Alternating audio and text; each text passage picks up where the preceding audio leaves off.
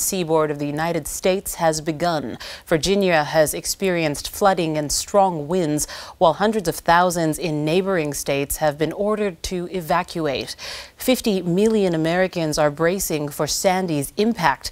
The National Oceanic and Atmospheric Administration rating the storm's potential for destruction at 5.8 on a scale of 6. Dawn is breaking over Ocean Beach, Maryland, where the storm surge is starting to build. Meteorologists say the full impact will begin to be felt in about 6 hours. Parts of Norfolk, Virginia are now inundated as the system dubbed Frankenstorm slowly makes its way up the US coastline. Here, residents had battened down the hatches, expecting severe wind damage and widespread power cuts.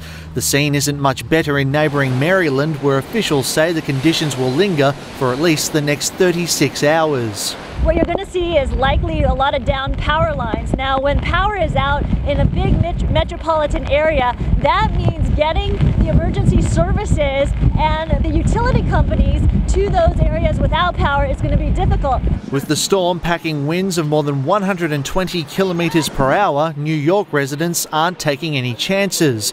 The state is expected to be among the hardest hit, prompting many to pack up and leave. We're heading out to Jersey to my sister's place, same place we went to for Irene. Definitely think it's going to be a little more intensive than the last time. New York's public transport system has also been shut down. The mayor ordering mandatory evacuations in Lower Manhattan and the financial district, which is heavily vulnerable to floods. I'm also ordering that all of the city's public schools be closed on Monday.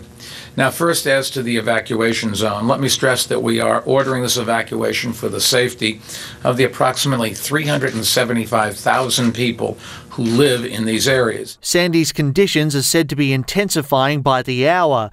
Experts say its current strength can be felt several hundred kilometres away from the centre. We're going to have a very, very large area that's affected by strong winds, storm surge, heavy rainfall, and inland flooding, and in fact, even snowfalls will be part of this storm. Several states have declared a state of emergency, including those playing a key role in the upcoming presidential election. My first message is to all people across the eastern seaboard, mid-Atlantic, going north, that you need to take this very seriously. Qantas has joined the growing list of airlines to cancel flights to and from the East Coast. Sandy's destination also remains elusive, ensuring as little calm as possible before the storm. Manny Tsigas, World News Australia.